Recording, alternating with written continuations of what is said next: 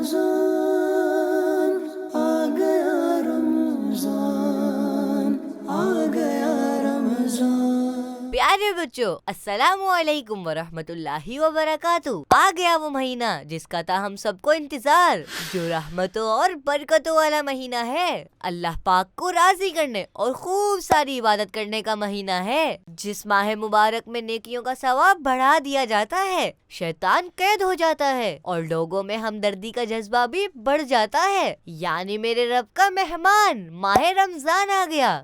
میری طرف سے آپ سب لوگوں کو رمضان المبارک کا پیارا پیارا مہینہ بہت مبارک ہو۔ پیارے بچوں، یہ ماہ رمضان ماہ قرآن بھی ہے۔ اللہ پاک پارہ 2 سورہ بقرہ کی آیت نمبر 185 میں ارشاد فرماتا ہے، شہر رمضان الذی انزل فیہ القرآن ھدی للناس وبینات من الھدی والفرقان۔ اس کا ترجمہ ہے، رمضان کا مہینہ ہے جس میں قرآن نازل کیا گیا، جو لوگوں کے لیے ہدایت اور رہنمائی ہے اور فیصلے کی روشن باتوں پر مشتمل ہے۔ ماہ رمضان المبارک کی اہمیت اور فضیلت اس وجہ سے بھی ہے کہ اس مہینے میں قرآن پاک نازل ہوا۔ پیارے بچوں، قرآن پاک دنیا کی وہ عظیم اور بے مثال کتاب ہے جس میں ہر چیز کا بیان ہے۔ اس میں انبیاء کرام کے واقعات ہیں، پہلے کی قوموں کے قصے ہیں، فیوچر کی باتیں ہیں، جنت اور دوزخ کا ذکر ہے، سکسیسفل لائف کے سیکرٹس کیا ہیں، اللہ پاک نے اس کتاب میں وہ بھی بیان فرمائے ہیں۔ قرآن کریم اللہ پاک کی آخری آسمانی کتاب ہے جو اس نے آخری نبی حضرت محمد مصطفیٰ صلی اللہ تعالی علیہ وآلہ وسلم پر نازل فرمائی۔ یہ قرآن پاک ہمارے پیارے نبی صلی اللہ تعالی علیہ وآلہ وسلم کا عظیم الشان معجزہ ہے، اسی لیے سب جنات اور انسان مل کر بھی اس جیسی ایک آیت بھی نہیں بنا سکتے اور نہ ہی اس پہ کوئی تبدیلی کر سکتے ہیں، کیونکہ اس کی حفاظت کا ذمہ خود اللہ پاک نے لیا ہے۔ پیارے بچوں، اس رمضان المبارک میں آپ کے لیے لا رہا ہوں ایک اسپیشل قرآنک سیریز، جس میں ہم انٹرسٹنگ قرآنی واقعات سنیں گے، امپورٹنٹ قرآنک معلومات حاصل کریں گے اور ہم بچوں کو قرآن کریم سے کیا ہدایات ملتی ہیں اس بارے میں علم حاصل کریں گے۔ تو پھر ہو جائیں تیار، انشاءاللہ اس رمضان المبارک میں ڈیلی کچھ اہم قرآنی باتیں لے کر آپ کے پاس آؤں گا۔ آپ نے خود بھی سننا ہے اور آگے اپنے فرینڈز کے ساتھ بھی شیئر کرنا ہے۔ آ گیا رمضان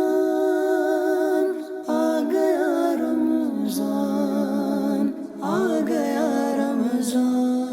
السلام علیکم ورحمۃ اللہ وبرکاتہ۔ پیارے بچوں، آپ نے چونٹیوں کو تو دیکھا ہوگا، یہ آپ کے گھر کے لان میں ہوتی ہیں، دیواروں پر چل رہی ہوتی ہیں، کہیں کوئی میٹھی چیز پڑی ہو تو وہاں بھی آ جاتی ہیں۔ یہ دیکھنے میں تو چھوٹے چھوٹے کیڑے ہیں، مگر ان کو اللہ پاک نے بڑی سمجھ عطا فرمائی ہے۔ یہ چونٹیاں محنتی ہوتی ہیں اور بڑی ڈسپلن کے ساتھ رہتی ہیں، مل جل کر رہتی ہیں اور مل جل کر کام کرتی ہیں، اور حیرت کی بات یہ ہے کہ ان چونٹیوں کی ایک ملکہ بھی ہوتی ہے جو انہیں انسٹرکشنز دیتی ہے۔ پیارے بچوں، چونٹیاں اپنا کھانا جمع کرنے میں ماہر ہوتی ہیں اور اپنا کھانا کس طرح محفوظ رکھنا ہے اس کے لیے پلاننگ کرتی ہیں۔ چونٹیاں گندم جمع کرتی ہیں، اگر بھیگی گندم ہو تو اسے خشک کرتی ہیں، پھر ایسے طریقے سے رکھتی ہے کہ آئندہ نہ بھیگ سکے، اور 2 ٹکڑوں میں کاٹ کر رکھتی ہے تاکہ اگ نہ سکے، اور دھنیا کو نہیں کاٹتی کہ وہ ثابت بھی نہیں اگتا۔ پیارے بچوں، قرآن پاک کی ایک سورت کا نام نمل ہے۔ نمل عربی زبان میں چونٹی کو کہتے ہیں۔ اس سورت کا نام چونٹی کے نام پر اس لیے رکھا گیا ہے کیونکہ اس سورت میں ایک چونٹی کا ایک واقعہ بیان ہوا ہے۔ وہ واقعہ یہ ہے کہ ایک مرتبہ اللہ پاک کے نبی حضرت سلیمان علیہ السلام بہت بڑا لشکر لے کر ایک وادی سے گزرے جہاں بہت زیادہ چونٹیاں تھی۔ لشکر کو دیکھ چونٹیوں کی ملکہ نے تمام چونٹیوں سے کہا، اے چونٹیوں، تم سب اپنے گھر میں چلی جاؤ، کہیں حضرت سلیمان علیہ السلام اور ان کا لشکر تمہیں بے خبری میں کچل نہ دے۔ سمجھدار چونٹی کی یہ بات حضرت سلیمان علیہ السلام نے 3 میل دور سے ہی سن لی، یعنی نارمل رفتار سے پیدل چل کر 1 گھنٹے میں ہم تقریباً جتنا لمبا فاصلہ طے کر سکتے ہیں، اتنی دوری سے آپ علیہ السلام نے چونٹی کی ملکہ کی بات سن لی۔ اس کی بات پر حضرت سلیمان علیہ السلام مسکرائے اور اپنے لشکر کو روک دیا تاکہ چونٹیاں اپنے گھروں میں داخل ہو جائیں۔ اللہ پاک نے اس واقعے کو قرآن مجید میں اس طرح بیان فرمایا ہے، حتی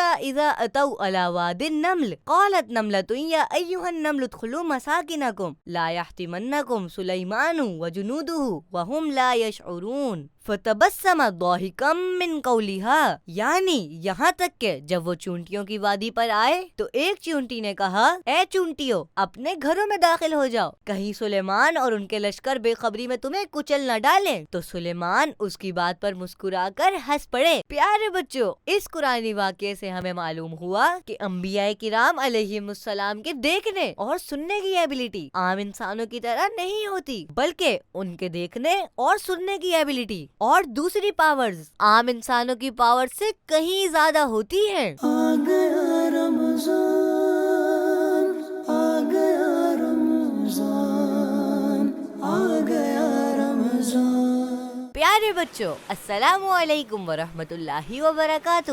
آسمان پر اڑنے والے کئی پرندوں کو آپ نے دیکھا ہوگا، جیسے چڑیا، کبوتر اور چیل وغیرہ۔ انہی کامن پرندوں میں سے ایک کوا بھی ہے، جسے انگلش میں کرو کہا جاتا ہے۔ کوے کو عام طور پر اچھا پرندہ نہیں سمجھا جاتا، کیونکہ ایک تو اس کا رنگ کالا ہوتا ہے اور پھر اس کی کائیں کائیں کی آواز کانوں کو اچھی نہیں لگتی، اور کبھی تو یہ انسانوں کے پیچھے لگ کر سر پر ٹھونگے مارنے لگ جاتا ہے، اس لیے عام طور پر لوگ اسے پسند نہیں کرتے۔ مگر پیارے بچوں، قرآن کریم میں کوے سے متعلق ایک بہت ہی انفارمیٹیو اور انٹرسٹنگ بات بیان ہوئی ہے، آئیے اسے سنتے ہیں۔ پیارے بچوں، اس دنیا میں سب سے پہلے جس انسان کی ڈیتھ ہوئی ان کا نام حابیل ہے۔ اب چونکہ ان سے پہلے کوئی آدمی مرا ہی نہیں تھا، اس لیے ان کے بھائی قابیل کے لیے یہ ایک نیا مسئلہ تھا کہ بھائی کی ڈیڈ باڈی کا وہ کیا کرے۔ لہٰذا قابیل کئی دنوں تک اپنے بھائی کی ڈیڈ باڈی کو اپنی پیٹھ پر اٹھائے پھرتا رہا۔ پھر اس نے دیکھا کہ دو کوے آپس میں لڑے اور ایک نے دوسرے کو مار دیا۔ پھر زندہ کوے نے اپنی چونچ اور پنجوں سے زمین کو ریت کر ایک گڑھا کھودا اور اس میں مرے ہوئے کوے کو ڈال کر مٹی سے دبا دیا۔ یہ دیکھ کر قابیل کو معلوم ہوا کہ مردے کی لاش کو زمین میں دفن کرنا چاہیے۔ پھر اس کے بعد اس نے قبر کھود کر اس میں بھائی کی ڈیڈ باڈی کو دفن کر دیا۔ قرآن کریم نے اس واقعے کو یوں بیان فرمایا ہے، فَبَعَثَ اللَّهُ غُرَابًا يَبْحَثُ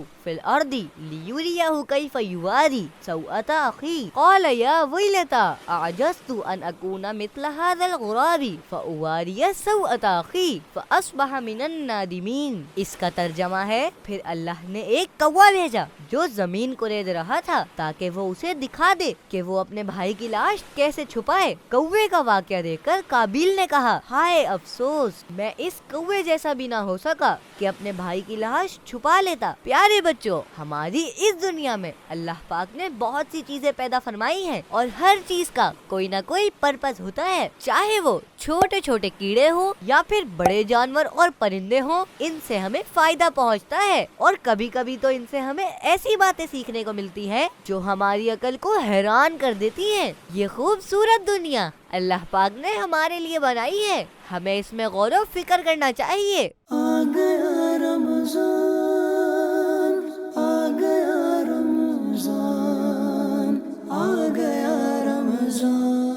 السلام علیکم ورحمۃ اللہ وبرکاتہ۔ پیارے بچوں، اللہ پاک کے نبیوں میں سے ایک عظیم نبی حضرت عیسیٰ علیہ السلام بھی ہیں، جن کو اللہ پاک نے زبردست معجزات عطا فرمائے تھے۔ آپ علیہ السلام مٹی سے پرندے کی صورت بنا کر اس میں پھونک مارتے تو وہ اڑنے لگ جاتا۔ جب حضرت عیسیٰ علیہ السلام نے نبوت کا دعویٰ کیا اور معجزات دکھائے تو لوگوں نے درخواست کی کہ آپ علیہ السلام ایک چمگادڑ پیدا کریں۔ آپ علیہ السلام نے مٹی سے چمگادڑ کی صورت بنائی، پھر اس میں پھونک ماری تو وہ اڑنے لگی۔ اسی طرح آپ علیہ السلام پیدائشی طور پر بلائنڈ یعنی اندھے کو دیکھنے والا بنا دیتے، کوڑ کے مریضوں کو ٹھیک کر دیتے۔ کوڑ ایک ایسا مرض ہے جس میں جسم پر ہلکے یا گہرے دھبے پڑ جاتے ہیں۔ حضرت عیسیٰ علیہ السلام کوڑ کے ان مریضوں کو ٹھیک کر دیتے جن کا علاج ڈاکٹرز کے لیے پاسبل نہ ہوتا۔ اس کے علاوہ آپ علیہ السلام مردوں کو زندہ کرتے اور غیب کی خبریں دیتے تھے۔ قرآن کریم میں اللہ پاک ارشاد فرماتا ہے، پارہ 3 سورہ آل عمران آیت نمبر 49 میں حضرت عیسیٰ علیہ السلام کے ان 5 معجزات کا بیان ہے، انی اخلق لکم من الطین کہیئۃ الطیر فانفخ فیہ فیکون طیرا باذن اللہ وابرئ الاکمہ والابرص واحیی الموتى باذن اللہ وانبئکم بما تأکلون وما تدخرون فی بیوتکم ان فی ذلک لآیۃ لکم ان کنتم مؤمنین۔ اس آیت کا ترجمہ ہے وہ یہ کہ میں تمہارے لیے مٹی سے پرندے جیسی ایک شکل بناتا ہوں، پھر اس میں پھونک ماروں گا تو وہ اللہ کے حکم سے فوراً پرندہ بن جائے گی، اور میں پیدائشی اندھوں کو اور کوڑ کے مریضوں کو شفا دیتا ہوں، اور میں اللہ کے حکم سے مردوں کو زندہ کرتا ہوں، اور تمہیں غیب کی خبر دیتا ہوں جو تم کھاتے ہو اور جو اپنے گھروں میں جمع کرتے ہو۔ بے شک ان باتوں میں تمہارے لیے بڑی نشانی ہے اگر تم ایمان رکھتے ہو۔ پیارے بچوں، سورہ آل عمران کی اس آیت سے ہمیں پتا چلا کہ اللہ پاک اپنے پسندیدہ بندوں کو ڈیفرنٹ پاورز عطا فرماتا ہے۔ اللہ پاک کے یہ خاص پسندیدہ بندے لوگوں کی پریشانی دور فرماتے ہیں اور مدد بھی فرماتے ہیں، بلکہ شفا بھی دیتے ہیں، اور ان کی پاورز عام لوگوں سے بڑھ کر کہیں زیادہ ہوتی ہیں۔ آ گیا رمضان، آ گیا رمضان، آ گیا رمضان۔ پیارے بچوں، السلام علیکم ورحمۃ اللہ وبرکاتہ۔ اللہ پاک نے قرآن کریم میں انبیاء کرام علیہم السلام کے واقعات بیان فرمائے ہیں، اور ان واقعات میں حضرت یوسف علیہ السلام کے واقعے کو اللہ پاک نے سب سے اچھا واقعہ ارشاد فرمایا ہے۔ پیارے بچوں، اس واقعے میں یہ بیان ہوا ہے کہ حضرت یوسف علیہ السلام کے بھائیوں نے جیلیسی میں حضرت یوسف علیہ السلام کو ایک کنویں میں ڈال دیا تھا، مگر اللہ پاک نے آپ کی نہ صرف حفاظت فرمائی بلکہ آپ کو بادشاہت بھی عطا فرمائی۔ حضرت یوسف علیہ السلام کے بھائی یہ سمجھتے تھے کہ انہوں نے اپنے بھائی کو مار دیا ہے، مگر ایک زمانے کے بعد جب حضرت یوسف علیہ السلام بادشاہ بن گئے اور ان کے بھائی ضرورت مند بن کر اپنے بھائی یوسف علیہ السلام کے دربار میں آئے تو وہ یہ جان کر حیران رہ گئے کہ اللہ پاک نے ان کے بھائی یوسف علیہ السلام کو بادشاہ بنا دیا ہے۔ پیارے بچوں، حضرت یوسف علیہ السلام نے بھائیوں سے والد محترم حضرت یعقوب علیہ السلام کے بارے میں پوچھا تو انہوں نے بتایا کہ آپ کی جدائی کے غم میں روتے روتے والد صاحب کی بینائی نہیں رہی۔ یہ سن کر حضرت یوسف علیہ السلام نے فرمایا، میرا یہ کرتا لے جاؤ اور اسے میرے والد کے منہ پر ڈال دینا، وہ دیکھنے والے ہو جائیں گے، اور اپنے سب گھر والوں کو میرے پاس لے آؤ تاکہ جس طرح وہ میری موت کی خبر سن کر غمزدہ ہوئے اسی طرح میری بادشاہت کا نظارہ کر کر خوش ہو جائیں۔ قرآن کریم نے آپ کی اس بات کو یوں بیان فرمایا، اذهبوا بقمیصی ھذا فألقوه علی وجہ ابی یأتی بصیرا وأتونی بأہلکم اجمعین۔ اس کا ترجمہ ہے، میرا یہ کرتا لے جاؤ اور اسے میرے باپ کے منہ پر ڈال دینا، وہ دیکھنے والے ہو جائیں گے، اور اپنے سب گھر بھر کو میرے پاس لے آؤ۔ پیارے بچوں، اس آیت سے معلوم ہوا کہ بزرگوں کے تبرکات اور ان کے مبارک جسموں سے چھوئی ہوئی چیزوں کی وجہ سے بیماریاں دور ہوتی ہیں، بلائیں ٹلتی ہیں اور مشکلات حل ہوتی ہیں۔ آ گیا رمضان، آ گیا رمضان، آ گیا رمضان۔ پیارے بچوں، ہمارے اسکول فرینڈز ہوتے ہیں، محلے کے بھی دوست ہوتے ہیں، اسی طرح ہمارے کزنز اور بہن بھائی بھی ہوتے ہیں، ان کے ساتھ ہم کھیلتے ہیں اور اپنی لائف انجوائے کرتے ہیں، مگر ہمارے ان اچھے والے ریلیشنز میں اس وقت خرابی آ جاتی ہے جب کوئی آ کر ہمیں کسی دوست یا کزن کے بارے میں کوئی نیگیٹو بات بتاتا ہے۔ فار ایگزامپل، فیضان بھائی آ کر بولے، غلام رسول بھائی، ببلو بھائی آپ کی نئی بائی سائیکل سے جالس ہو رہے ہیں، ان سے ذرا بچ کے رہیے گا، اور پھر میں فیضان بھائی کی بات پر یقین کرتے ہوئے ببلو بھائی کو برا سمجھنے لگوں اور ان سے برا بہیو کرنے لگوں، حالانکہ مجھے اصل حقیقت کا نہیں پتا۔ پارہ 26 سورہ حجرات آیت نمبر 6 میں اللہ پاک ارشاد فرماتا ہے، یا ایھا الذین آمنوا ان جاءکم فاسق بنبأ فتبینوا ان تصیبوا قوما بجہالۃ فتصبحوا علی ما فعلتم نادمین، جس کا ترجمہ ہے کہ اے ایمان والو، اگر کوئی فاسق تمہارے پاس کوئی خبر لائے تو تحقیق کر لو، کہیں کسی قوم کو انجانے میں تکلیف نہ دے بیٹھو، پھر اپنے کیے پر شرمندہ ہونا پڑے۔ یعنی اے ایمان والو، اگر کوئی فاسق تمہارے پاس کوئی خبر لائے جس میں کسی کی شکایت ہو تو صرف اس کی بات پر بلیو یعنی اعتماد نہ کرو، بلکہ تحقیق کر لو کہ وہ صحیح ہے یا نہیں، کیونکہ جو گناہ سے نہیں بچا وہ جھوٹ سے بھی نہ بچے گا، اور اگر حقیقت جانے بغیر کسی کو تکلیف دے دی اور بعد میں معلوم ہو کہ خبر غلط تھی تو پھر شرمندگی ہوگی۔ پیارے بچوں، اس آیت سے معلوم ہوا کہ دین اسلام ان کاموں سے روکتا ہے جن سے سوسائٹی کا امن خراب ہوتا ہے، اور وہ کام کرنے کا حکم دیتا ہے جن سے سوسائٹی میں امن و سکون آتا ہے۔ جیسا کہ بیان کی گئی آیت مبارکہ کے حکم پر اگر ہم عمل کریں تو ہمارے معاشرے میں امن آ سکتا ہے، کیونکہ ہمارے یہاں لڑائی جھگڑے ہوتے ہی اس وجہ سے ہیں کہ جب کسی کو کوئی اطلاع دی جاتی ہے تو وہ اس کی تصدیق نہیں کرتا بلکہ فوراً غصے میں آ جاتا ہے اور وہ کام کر بیٹھتا ہے جس کے بعد ساری زندگی پریشان رہتا ہے۔ پیارے بچوں، اس آیت مبارکہ سے یہ بھی معلوم ہوا کہ غیبت کرنے والے اور چغلخور کی بات ہرگز قبول نہ کی جائے اور کسی کام میں جلدی نہ کی جائے، ورنہ بعد میں پچھتانا پڑ سکتا ہے۔ آ گیا رمضان، آ گیا رمضان، آ گیا رمضان۔ پیارے بچوں، ہمارے پیارے نبی اور اللہ پاک کے آخری نبی حضرت محمد مصطفیٰ صلی اللہ علیہ وآلہ وسلم اس پوری دنیا میں سب سے گریٹ یعنی عظیم اور بے مثال انسان ہیں، اور جب آپ صلی اللہ علیہ وآلہ وسلم کی شان سب سے اعلیٰ ہے، آپ کے گھر والے بھی عظمت و فضیلت والے ہیں۔ پیارے بچوں، ہمارے پیارے نبی صلی اللہ علیہ وآلہ وسلم کے گھر والوں کو اہل بیت کہا جاتا ہے، اور قرآن کریم اہل بیت کی شان بیان فرماتا ہے۔ قرآن کریم کی پیاری پیاری آیتوں میں سے ایک آیت تطہیر بھی ہے جس میں اللہ پاک نے اہل بیت کی شان بیان فرمائی ہے۔ آئیے وہ آیت سنتے ہیں۔ پارہ 22 سورہ احزاب کی آیت نمبر 33 میں ارشاد ہوتا ہے، انما یرید اللہ لیذہب عنکم الرجس اہل البیت ویطہرکم تطہیرا۔ ترجمہ، اے نبی کے گھر والوں، اللہ تو یہی چاہتا ہے کہ تم سے ہر ناپاکی دور فرما دے اور تمہیں پاک کر کے خوب صاف ستھرا کر دے، یعنی اے میرے حبیب صلی اللہ علیہ وآلہ وسلم کے گھر والوں، اللہ پاک تو یہی چاہتا ہے کہ گناہوں کی گندگی سے تم آلودہ نہ ہو۔ پیارے بچوں، اس آیت مبارکہ میں اہل بیت کا ذکر ہوا، اور اہل بیت سے مراد ہمارے پیارے نبی صلی اللہ علیہ وآلہ وسلم کی ساری ازواج مطہرات ہیں، جنہیں ہم امہات المؤمنین بھی کہتے ہیں، جیسے ام المؤمنین حضرت بی بی خدیجہ الکبریٰ رضی اللہ عنہا، ام المؤمنین حضرت بی بی عائشہ صدیقہ رضی اللہ عنہا، ام المؤمنین حضرت بی بی حفصہ رضی اللہ عنہا، اسی طرح خاتون جنت حضرت بی بی فاطمہ زہرا رضی اللہ تعالی عنہا، ان کے دونوں بیٹے امام حسن اور امام حسین رضی اللہ عنہم، اور ان کے عظیم بابا جان مولا علی شیر خدا کرم اللہ وجہہ الکریم بھی اہل بیت میں شامل ہیں۔ پیارے بچوں، اس آیت مبارکہ سے ہمیں دو باتیں معلوم ہوئی۔ نمبر 1 یہ کہ اللہ پاک کے نزدیک ہمارے پیارے نبی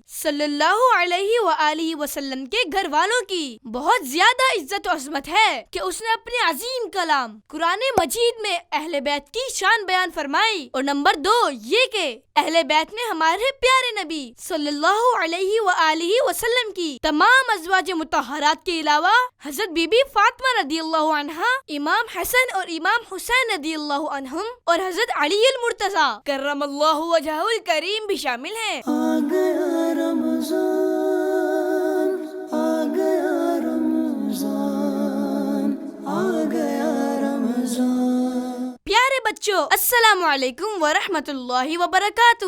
جب کبھی ہم زو جاتے ہیں تو وہاں ہمیں بہت سارے اینیملز دیکھنے کو ملتے ہیں، جیسے شیر، ہرن، آسٹرچ یعنی شتر مرغ وغیرہ، لیکن وہاں ایک جانور سب سے الگ نظر آ رہا ہوتا ہے جو سائز میں بہت بڑا ہوتا ہے، اس کے کان بھی بڑے بڑے ہوتے ہیں۔ آپ سمجھ تو گئے ہوں گے کہ میں کس جانور کی بات کر رہا ہوں۔ جی بالکل، میں ایلیفینٹ کی ہی بات کر رہا ہوں۔ پیارے بچوں، قرآن پاک کی ایک سورت سورہ فیل ہے، اور عربی زبان میں ہاتھی کو فیل کہتے ہیں۔ سورہ فیل کی پہلی آیت میں ہاتھی والوں کا واقعہ بیان کیا گیا ہے، جیسا کہ اللہ پاک فرماتا ہے، أَلَمْ تَرَ كَيْفَ فَعَلَ رَبُّكَ بِأَصْحَابِ الْفِيلِ، یعنی کیا تم نے نہ دیکھا کہ تمہارے رب نے ان ہاتھی والوں کا کیا حال کیا۔ آئیے بچوں وہ واقعہ سنتے ہیں۔ بہت پہلے کی بات ہے کہ ایک بادشاہ ابرہہ ہوا کرتا تھا۔ جب حج کے موسم میں لوگ خانہ کعبہ کا حج کرنے کی تیاری کرنے لگے تو اس نے اپنے ملک میں ایک عبادت خانہ بنایا تاکہ حج کرنے والے مکہ مکرمہ جانے کے بجائے یہیں آئیں اور اس کا طواف کریں۔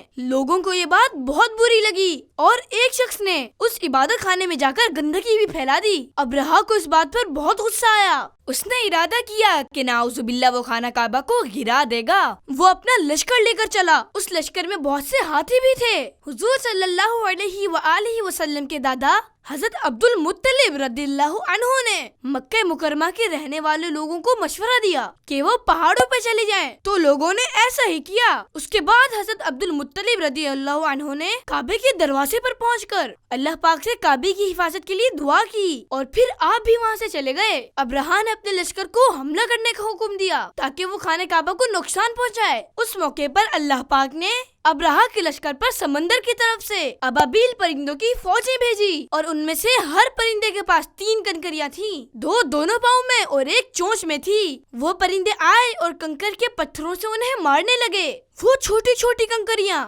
جس شخص پر گرتی اس کو ہاتھی سمیت ہلاک و برباد کر دیتی، اور اس طرح اللہ پاک نے اپنے گھر خانہ کعبہ کی حفاظت فرمائی۔ پیارے بچوں، اس قرآنی واقعے سے معلوم ہوا کہ قرآن مجید کی طرح کعبہ شریف کی حفاظت کا ذمہ بھی اللہ پاک نے لیا ہے، اس لیے دنیا کی کوئی طاقت نہ قرآن پاک کو ختم کر سکتی ہے اور نہ ہی کعبہ شریف کو مٹا سکتی ہے۔ اللہ پاک ان دونوں کی حفاظت فرمانے والا ہے۔ آ گیا رمضان، آ گیا رمضان، آ گیا رمضان۔ پیارے بچوں، اس پوری یونیورس میں اللہ پاک کی بے شمار کریشنز یعنی مخلوقات ہیں۔ زمین، آسمان، سورج، چاند، تاروں کے علاوہ کئی طرح کے جانور ہیں، جیسے ہاتھی، شیر، کئی طرح کے برڈز ہیں۔ اسی طرح اور بہت ساری چیزیں ہیں، جیسے چڑیا، کبوتر، طوطا۔ اسی طرح اور بہت ساری چیزیں ہیں جن کو ہم دیکھ پاتے ہیں، مگر پیارے بچوں، اللہ پاک کی کچھ مخلوقات ایسی بھی ہیں جن کو ہم اپنی آنکھوں سے دیکھ نہیں سکتے، مگر انہیں ہم فیل کر سکتے ہیں، جیسے ہوا، خوشبو وغیرہ۔ ان کے علاوہ اور بھی کئی چیزوں کو ہم دیکھ نہیں پاتے، مگر ان کی موجودگی کو ہم مانتے ہیں۔ پیارے بچوں، اللہ پاک کی ایک انسین کریشن یعنی نہ نظر آنے والی مخلوق جن بھی ہے۔ اللہ پاک پارہ 14 سورہ حجر آیت نمبر 27 میں ارشاد فرماتا ہے، وَالْجَانَّ خَلَقْنَاهُ مِن قَبْلُ مِن نَارِ السَّمُومِ، جس کا ترجمہ ہے اور ہم نے اس سے پہلے جن کو بغیر دھوئے والی آگ سے پیدا کیا۔ پیارے بچوں، قرآن پاک میں سورہ جن کے نام سے ایک سورت بھی ہے، اسی لیے جنوں کو نہ ماننے کا مطلب قرآن پاک کو نہ ماننا ہے، یعنی قرآن پاک ہمیں جنوں کے وجود کے بارے میں بتاتا ہے، اسی لیے جنوں کی موجودگی پر ہمیں ایمان رکھنا ضروری ہے۔ اور جن کا نام سن کر کچھ بچے تو ڈرنے لگ جاتے ہیں، مگر جنات سے ڈرنا نہیں چاہیے۔ جو ڈرتا ہے اس کو عام طور پر زیادہ ڈرایا جاتا ہے، اور جو ہمت والا ہوتا ہے اس سے خود جن بھی ڈر جاتے ہیں۔ پیارے بچوں، آج کی قرآنی آیت سے ہمیں یہ بات معلوم ہوئی کہ انسانوں کی طرح جنات بھی اپنا وجود رکھتے ہیں، اور مسلمانوں کے لیے جنوں کے وجود کو ماننا ضروری ہے۔ آ گیا رمضان، آ گیا رمضان، آ گیا رمضان۔ پیارے بچوں، اللہ پاک انبیاء کرام علیہ السلام کو ایسی پاورز عطا فرماتا ہے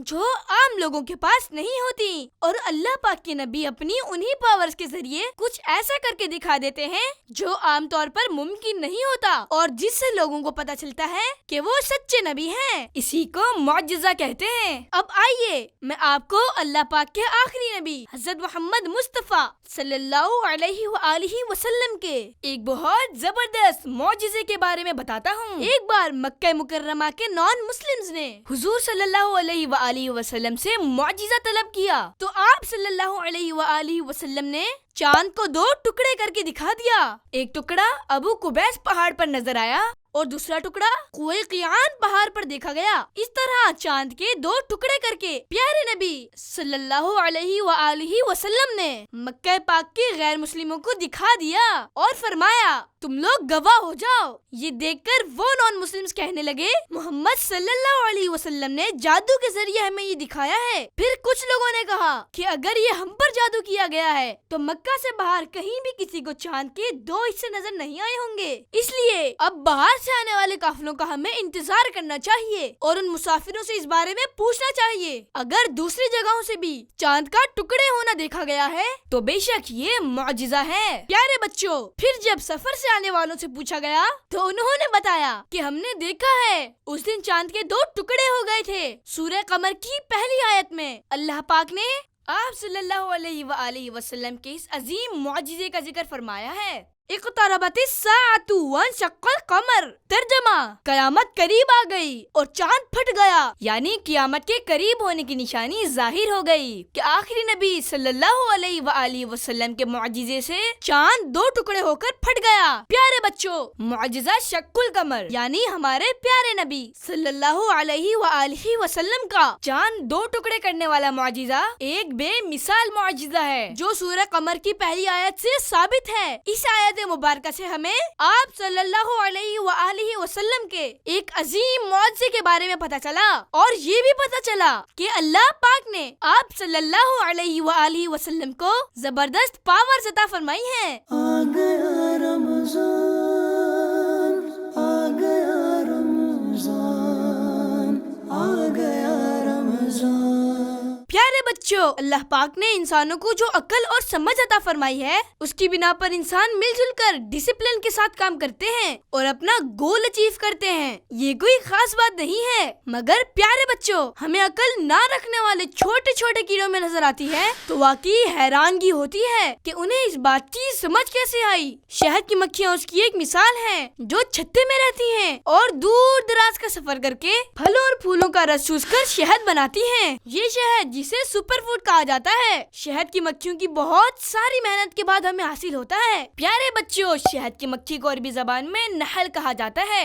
कुरान करीम में शहद की मक्खी के नाम पर सूरत मौजूद है, सूरह नहल। इस सूरत की आयत नंबर 68 और 69 में इरशाद होता है, वअौहा रब्बुका इलन नहली अन इत्तखिज़ी मिनल जिबाली बुयूतन व मिनश शजरी व मिम्मा यारिशून सुम्मा कुली मिन कुल्लि समराती फस्लुकी सुबुल रब्बिकी ज़ुलुला यखरुजु मिन बुतूनिहा शराबुम मुख्तलिफुन अलवानुहु फीही शिफाउल लिन्नास इन्न फी ज़ालिका लआयतन लिक़ौमिन यतफक्करून। और तुम्हारे रब ने शहद की मक्खी के दिल में ये बात डाल दी कि पहाड़ों में और दरख्तों में और छतों में घर बनाओ, फिर हर किस्म के फलों में से खाओ और अपने रब के बनाए हुए नरमो आसान रास्तों पर चलती रहो। उसके पेट से एक पीने की रंग बिरंगी चीज निकलती है, इसमें लोगों के लिए शिफा है। बेशक इसमें गौर फिक्र करने वालों के लिए निशानी है। प्यारे बच्चों, अल्लाह पाक ने शहद की मक्खी के दिल में ये बात डाल दी कि वो पहाड़ों, दरख्तों और छतों में घर बनाए, फिर मीठे, कड़वे, फीके हर किस्म के फलों और फूलों में से खाए और उनकी तलाश में अपने रब के बनाए हुए नरम और आसान रास्तों पर चलती रहे। और शहद की मक्खी के लिए उन रास्तों पर चलना फिरना मुश्किल नहीं, और वो कितनी ही दूर निकल जाए रास्ता नहीं भटकती और अपने मकाम पर वापस आ जाती है। उसके पेट से एक पीने की चीज यानी शहद व्हाइट, येलो और रेड कलर्स में निकलता है, जिसमें लोगों के लिए शिफा है। प्यारे बच्चों, कुरान करीम की इन आयत से पता चला कि अल्लाह पाक कितनी अजीम कुदरत वाला है कि उसने एक कमजोर और छोटी सी मक्खी को ऐसी समझ अता फरमाई और शहद बनाने की ऐसी सलाहियत अता फरमाई जो अकल को हैरान कर देने वाली है। और जब अल्लाह पाक इस बात पर कादिर है तो यकीनन वो मरने के बाद इंसानों को दोबारा जिंदा करने पर भी कादिर है। आ गया रमजान, आ गया रमजान, आ गया रमजान। प्यारे बच्चों, जब कभी सब दोस्त मिल बैठते हैं या सारे कजन जमा होते हैं और आपस में गपशप होती है तो जो वहाँ मौजूद ना हो उसके बारे में कभी नेगेटिव बातें की जाती हैं। जैसे कहा जाता है आजकल उसके नखरे बहुत हो गए हैं, सीधे मुंह बात ही नहीं करता, हर वक्त मोबाइल में लगा रहता है। उस दिन बिरयानी ऐसे खा रहा था जैसे पहली बार खा रहा हो, बहुत ज्यादा बोलता है। और उस दिन कैसे अजीब कपड़े पहने हुए थे, या तो उसे कपड़े पहनने की तमीज ही नहीं है, वगैरह वगैरह। प्यारे बच्चों, इस तरह की बातें जो आमतौर पर की जाती हैं, ये सब गीबत में शामिल हैं। गीबत की डेफिनेशन ये है कि किसी शख्स की छुपी हुई बुराई को जिसको वो दूसरों के सामने जाहिर होना पसंद ना करता हो उसकी बुराई करने के तौर पर जिक्र करना। प्यारे बच्चों, अल्लाह पाक अपने पाक कलाम कुरान मजीद में हमें इस बुराई से दूर रहने का हुक्म इरशाद फरमाता है। जैसे पारा 26 सूरह हुजरात की आयत नंबर 12 में इरशाद होता है, वला यग़्तब बादुकुम बादा अयुहिब्बु अहदुकुम अन याकुला लहम अखीही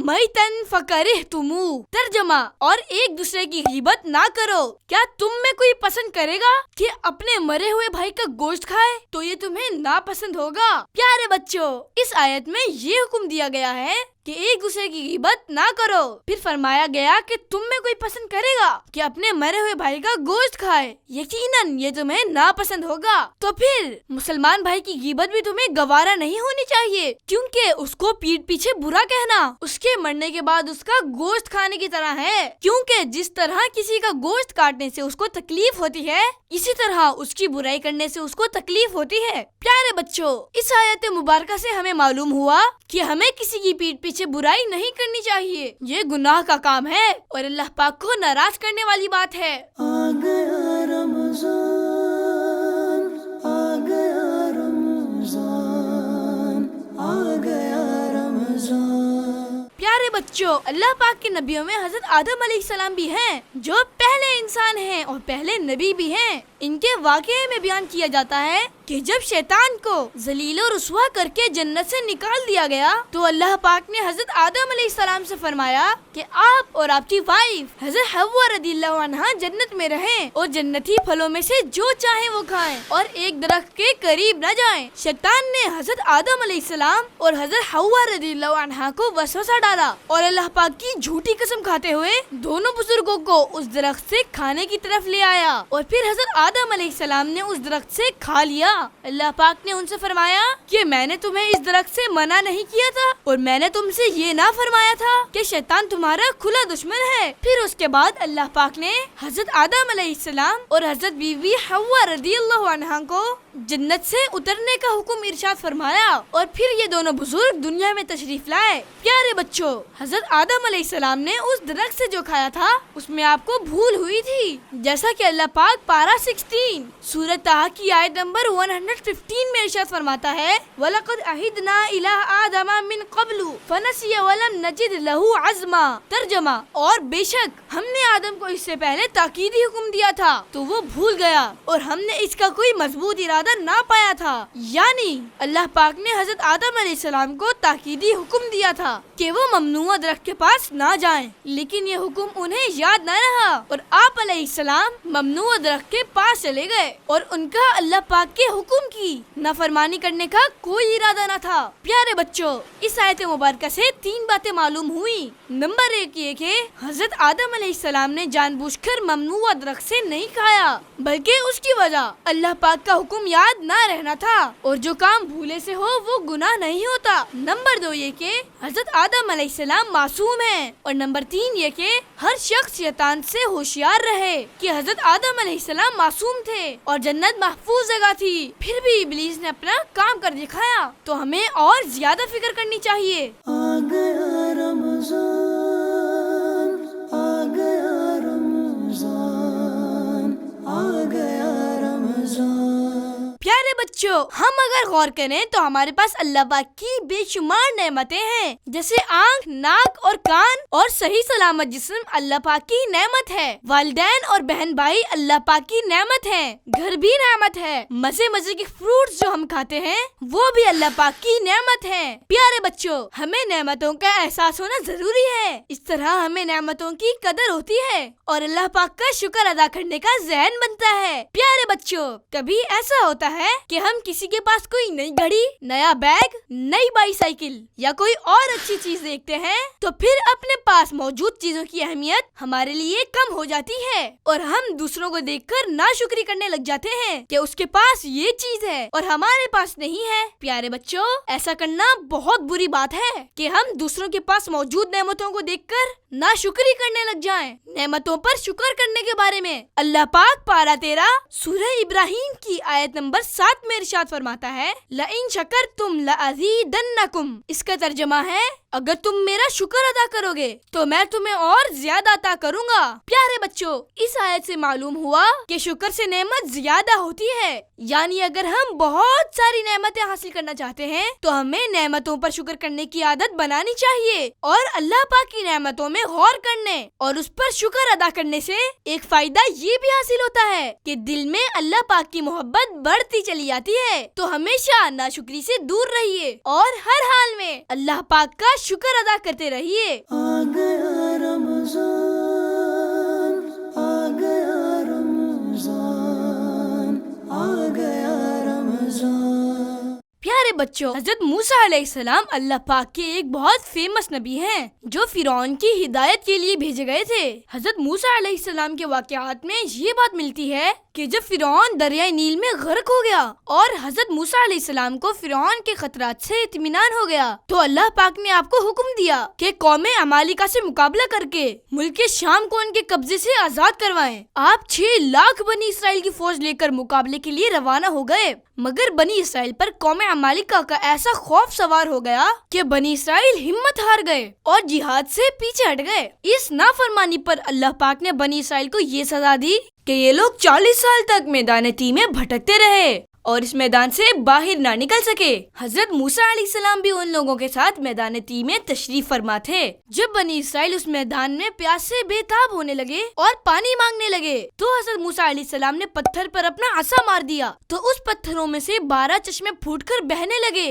اور بنی اسرائیل کے 12 خاندان اپنے اپنے ایک چشمے سے پانی لے کر خود بھی پینے لگے اور اپنے جانوروں کو بھی پلانے لگے اور پورے 40 سال تک یہ سلسلہ جاری رہا۔ پیارے بچوں، یہ حضرت موسیٰ علیہ السلام کا معجزہ تھا جو عصا اور پتھر کے ذریعے ظاہر ہوا۔ اللہ پاک پارہ 1 سورہ بقرہ کی آیت نمبر 60 میں ارشاد فرماتا ہے وَإِذِ اسْتَسْقَىٰ مُوسَىٰ لِقَوْمِهِ فَقُلْنَا اضْرِب بِّعَصَاكَ الْحَجَرَ فَانْفَجَرَتْ مِنْهُ 12 عَيْنًا قَدْ عَلِمَ كُلُّ أُنَاسٍ مَّشْرَبَهُمْ۔ ترجمہ، اور یاد کرو جب موسیٰ نے اپنی قوم کے لیے پانی طلب کیا تو ہم نے فرمایا کہ پتھر پر اپنا عصا مارو تو فوراً اس میں سے 12 چشمے بہنے لگے اور ہر گروہ نے اپنے پانی پینے کی جگہ کو پہچان لیا۔ یعنی جب میدان تیہ میں بنی اسرائیل نے پانی نہ پایا تو حضرت موسیٰ علیہ السلام کی خدمت میں فریاد کی، جس پر حضرت موسیٰ علیہ السلام کو اللہ پاک کی طرف سے حکم ہوا کہ اپنا عصا پتھر پر مارو۔ لہذا آپ علیہ السلام نے عصا مارا تو اس پتھر سے پانی کے 12 چشمے جاری ہو گئے اور بنی اسرائیل کے 12 گروہوں نے اپنے اپنے پانی پینے کی جگہ کو پہچان لیا۔ پیارے بچوں، اس آیت سے پتہ چلا کہ انبیاء کرام علیہ السلام سے مدد مانگی جا سکتی ہے اور انبیاء کرام علیہ السلام اللہ پاک کی دی ہوئی طاقت سے مدد فرما سکتے ہیں، جس طرح بنی اسرائیل نے حضرت موسیٰ علیہ السلام سے مدد مانگی اور حضرت موسیٰ علیہ السلام نے ان کی مشکل حل فرمائی۔ آ گیا رمضان، آ گیا رمضان، آ گیا رمضان۔ پیارے بچوں، آئیے ایک انٹرسٹنگ قرآنی واقعہ سنتے ہیں۔ ایک بار حضرت ابراہیم علیہ السلام کو شوق ہوا کہ مردے کس طرح زندہ کیے جائیں گے تو آپ نے اللہ پاک سے عرض کیا، اے اللہ پاک، مجھے یقین ہے کہ تو مرے ہوئے انسانوں کو زندہ فرمائے گا، لیکن میں یہ منظر دیکھنے کی آرزو رکھتا ہوں۔ اللہ پاک نے فرمایا، کیا تمہیں اس پر یقین نہیں؟ حضرت ابراہیم علیہ السلام نے عرض کی، یقین کیوں نہیں، لیکن میں یہ چاہتا ہوں کہ یہ چیز آنکھوں سے دیکھوں تاکہ میرے دل کو قرار آ جائے۔ حضرت ابراہیم علیہ السلام کی فرمائش پر اللہ پاک کا حکم ہوا کہ 4 پرندے لے لیں اور انہیں اپنے ساتھ خوب مانوس کر لیں، پھر انہیں ذبح کر کے ان کا قیمہ آپس میں ملا کر مختلف پہاڑوں پر رکھ دیں اور پھر انہیں آواز دیں۔ ان میں سے ہر ایک اپنی پہلی والی شکل و صورت میں بن کر آپ کے پاس آ جائے گا۔ چنانچہ حضرت ابراہیم علیہ السلام نے 4 پرندے لیے، مور، مرغ، کوا اور کبوتر۔ آپ علیہ السلام نے انہیں ذبح کیا اور ان کا قیمہ بنا کر آپس میں ملا دیا، پھر اس کے کئی حصے کر کے ایک ایک حصہ ایک ایک پہاڑ پر رکھ دیا اور سب کے سر اپنے پاس رکھے۔ پیارے بچوں، پھر جب حضرت ابراہیم علیہ السلام نے ان پرندوں کو آواز دے کر بلایا تو آپ علیہ السلام کے بلاتے ہی اللہ پاک کے حکم سے وہ گوشت کے اجزاء ہوا میں اڑے اور ہر جانور کا گوشت علیحدہ علیحدہ ہو کر اپنی ترتیب سے جمع ہو گیا اور پرندوں کی شکلیں بن کر وہ اپنے پاؤں سے دوڑتے ہوئے حضرت ابراہیم علیہ السلام کے پاس آ گئے اور اپنے اپنے سروں سے مل کر پہلے کی طرح مکمل ہو گئے۔ اللہ پاک پارہ 3 سورہ بقرہ کی آیت نمبر 260 میں اس واقعے سے متعلق ارشاد فرماتا ہے، وَإِذْ قَالَ إِبْرَاهِيمُ رَبِّ أَرِنِي كَيْفَ تُحْيِي الْمَوْتَى قَالَ أَوَلَمْ تُؤْمِنْ قَالَ بَلَى وَلَكِنْ لِيَطْمَئِنَّ قَلْبِي قَالَ فَخُذْ 4 مِنَ الطَّيْرِ فَصُرْهُنَّ إِلَيْكَ ثم اجعل على كل جبل منهن جزءا ثم ادعهن يأتينك سعيا۔ ترجمہ، اور جب ابراہیم نے عرض کی، اے میرے رب، تو مجھے دکھا دے کہ تو مردوں کو کس طرح زندہ فرمائے گا۔ اللہ نے فرمایا، کیا تجھے یقین نہیں؟ ابراہیم نے عرض کی، یقین کیوں نہیں، مگر یہ چاہتا ہوں کہ میرے دل کو قرار آ جائے۔ اللہ نے فرمایا، تو پرندوں میں سے کوئی 4 پرندے پکڑ لو، پھر انہیں اپنے ساتھ مانوس کر لو پھر ان سب کا ایک ایک ٹکڑا ہر پہاڑ پر رکھ دو، پھر انہیں پکارو تو وہ تمہارے پاس دوڑتے ہوئے چلے آئیں گے۔ پیارے بچوں، اس قرآنی واقعے سے معلوم ہوا کہ اللہ پاک انبیاء کرام علیہ السلام کی دعائیں قبول فرماتا ہے اور ان کی خواہشات کو پورا فرماتا ہے۔ انبیاء کرام علیہ السلام کی دعاؤں سے مردے بھی زندہ ہوتے ہیں، اور اس واقعے میں مرنے کے بعد زندہ کیے جانے کی بہت بڑی دلیل بھی ہے۔ آ گیا رمضان، آ گیا رمضان، آ گیا رمضان۔ پیارے بچوں، اس دنیا میں بہت سارے لوگوں کے ساتھ ہمارے ریلیشنز ہوتے ہیں، جیسے بہن بھائی، فرینڈز، کزنز، ٹیچرز وغیرہ، مگر ان میں سب سے زیادہ پیار و محبت والا اور یونیک ریلیشن پیرنٹس کے ساتھ ہے۔ جب ہمیں چوٹ لگتی ہے تو سب سے زیادہ فکر والدین کو ہوتی ہے، ہم بیمار ہوتے ہیں تو پیرنٹس سب سے زیادہ فکر مند ہوتے ہیں، ہماری تعلیم و تربیت کے لیے بھی یہ دونوں یعنی امی ابو بہت اسٹرگل کرتے ہیں۔ اس کے علاوہ وہ ہمیں اچھے سے اچھا کھلانے کی کوشش کرتے ہیں، نئے کپڑے دلاتے ہیں، من پسند چیزیں بھی لا کے دیتے ہیں اور ہماری کامیابی کے لیے دعائیں کرتے رہتے ہیں۔ پیارے بچوں، ہمارے والدین ہم سے جتنی محبت کرتے ہیں اور جتنا ہمارا خیال رکھتے ہیں تو اس کے بدلے میں ہمیں بھی اپنے والدین سے محبت کرنی چاہیے اور ان کا خیال رکھنے کے ساتھ ساتھ ان کی خدمت بھی کرنی چاہیے۔ اور پیارے بچوں، یہ بات ہمیں ذہن میں رکھنی چاہیے کہ ہم والدین کی جتنی بھی خدمت کر لیں، ہم ان کے پیار و محبت اور بھلائی کا بدلہ نہیں چکا سکتے۔ اس لیے اللہ پاک ہمیں والدین کے لیے دعا کرنے کا ارشاد فرماتا ہے، اور اپنے پاک کلام قرآن مجید میں وہ دعا بھی ارشاد فرماتا ہے۔ اللہ پاک پارہ 15 سورہ بنی اسرائیل کی آیت نمبر 24 میں ارشاد فرماتا ہے، وَقُلْ رَبِّ ارْحَمْهُمَا كَمَا رَبَّيَانِي صَغِيرًا۔ اس کا ترجمہ ہے، اور دعا کر کہ اے میرے رب تو ان دونوں پر رحم فرما جیسا ان دونوں نے مجھے بچپن میں پالا۔ پیارے بچوں، اس دنیا میں ہم والدین کے ساتھ جتنا بھی بہترین سلوک کر لیں اور جتنی بھی زیادہ ان کی خدمت کر لیں، لیکن والدین کے احسان کا حق ادا نہیں ہوتا۔ اس لیے ہمیں چاہیے کہ اللہ پاک سے والدین پر فضل و رحمت فرمانے کی دعا کریں۔ پیارے بچوں، قرآن کریم کی اس آیت میں والدین کے لیے دعا کرنے کا فرمایا جا رہا ہے، اس لیے ہمیں اپنے پیرنٹس کے لیے ضرور دعا کرنی چاہیے، بلکہ اپنی ڈیلی روٹین میں والدین کے لیے دعا کرنا بھی شامل کر لینا چاہیے۔ والدین کی صحت اور تندرستی کے لیے دعا کریں، ان کے لیے ایمان کی سلامتی کی دعا کریں، اور قرآن کریم کے ان کلمات کے ذریعے بھی دعا کریں، وَقُلْ رَبِّ ارْحَمْهُمَا كَمَا رَبَّيَانِي صَغِيرًا۔ اور اگر والدین انتقال کر گئے ہوں تو ان کے لیے گناہوں کی بخشش اور جنت میں داخلے کی دعا کرنی چاہیے۔ آ گیا رمضان، آ گیا رمضان، آ گیا رمضان۔ پیارے بچوں، ہمارا پیارا دین اسلام ہمیں ان باتوں سے دور رہنے کا کہتا ہے جن کی وجہ سے ہمارے ریلیشنز خراب ہوں اور آپس میں دوریاں پیدا ہوں۔ ان بری باتوں میں سے ایک بات تانا دینا بھی ہے۔ ہم بچوں کے درمیان جو نیگیٹو باتیں کی جاتی ہیں، ان میں کبھی کسی کو موٹا ہونے کا تانا دیا جاتا ہے، جیسے تم تو بہت موٹے ہو، تمہیں بھاگنا بھی نہیں آتا۔ کبھی پتلے ہونے کا تانا دیا جاتا ہے، جیسے تم تو اتنے پتلے ہو کہ ہوا سے اڑ جاؤ گے۔ کبھی کسی کلاس فیلو کو یہ تانا دیا جاتا ہے کہ تم ہمیشہ کلاس میں سب سے کم نمبر لاتے ہو، یا پھر یہ تانا کہ تمہیں تو سوال کا جواب کبھی آتا ہی نہیں ہے۔ اسی طرح کوئی بچہ صحیح سے بول نہیں پاتا ہو تو اسے یہ تانا دیا جاتا ہے کہ تم تو ٹھیک سے بات بھی نہیں کر سکتے۔ اس کے علاوہ اور بھی بہت سی تکلیف دینے والی باتیں ہیں جو تانے کے طور پر کہی جاتی ہیں۔ پیارے بچوں، اس طرح کی باتوں سے دوسروں کا دل دکھتا ہے اور آپس کے ریلیشنز بھی خراب ہوتے ہیں۔ اللہ پاک اپنے پاک کلام قرآن مجید میں اس برائی سے دور رہنے کا ارشاد فرماتا ہے، جیسا کہ پارہ 26 سورہ حجرات کی آیت نمبر 11 میں ارشاد ہوتا ہے، وَلَا تَلْمِزُوا أَنفُسَكُمْ، یعنی اور آپس میں کسی کو تانا نہ دو۔ پیارے بچوں، قرآن مجید کی اس آیت مبارکہ میں ایک دوسرے پر عیب لگانے سے منع کیا گیا ہے، کیونکہ سارے مسلمان ایک جان کی طرح ہیں، اور جب کسی دوسرے مسلمان پر عیب لگایا جائے گا تو ایسا ہے جیسے اپنے آپ پر عیب لگایا جائے۔ تو پکا عہد کیجئے کہ انشاءاللہ آئندہ کبھی کسی کو تانا نہیں دیں گے۔ آ گیا رمضان، آ گیا رمضان، آ گیا رمضان۔ پیارے بچوں، قرآن مجید اللہ پاک کا وہ مبارک کلام ہے جو اللہ پاک کے آخری نبی حضرت محمد مصطفیٰ صلی اللہ علیہ وآلہ وسلم پر نازل ہوا۔ جس طرح ہمارے نبی حضرت محمد صلی اللہ علیہ وآلہ وسلم آخری نبی ہیں، اسی طرح آپ صلی اللہ علیہ وآلہ وسلم پر نازل ہونے والی یہ کتاب یعنی قرآن مجید بھی آخری کتاب ہے۔ پیارے بچوں، قرآن مجید ایک ایسی عظیم اور بے مثال کتاب ہے جو سب سے زیادہ پڑھی جاتی ہے۔ اسی طرح سب سے زیادہ حفظ کی جانے والی کتاب بھی قرآن مجید ہی ہے۔ اس کتاب میں ان ہدایات کو بیان کیا گیا ہے جن پر چل کر انسان ایک اچھا انسان بن سکتا ہے، بلکہ دنیا کے ساتھ آخرت میں بھی کامیاب ہو سکتا ہے۔ پیارے بچوں، جب یہ بات پتہ چل گئی کہ قرآن مجید دوسری عام کتابوں کی طرح کوئی معمولی کتاب نہیں ہے، تو پھر اس بات کو بھی سمجھنا چاہیے کہ قرآن پاک کا ادب و احترام بہت ضروری ہے، اور اس معاملے میں ہمارے دین اسلام کی جو تعلیمات ہیں ان پر عمل کرنا بے حد ضروری ہے۔ اللہ پاک پارہ 27 سورہ واقعہ کی آیت نمبر 79 میں قرآن کریم کے متعلق ارشاد فرماتا ہے، لا یمسہ الا المطہرون، یعنی اسے نہ چھوئیں مگر باوضو۔ پیارے بچوں،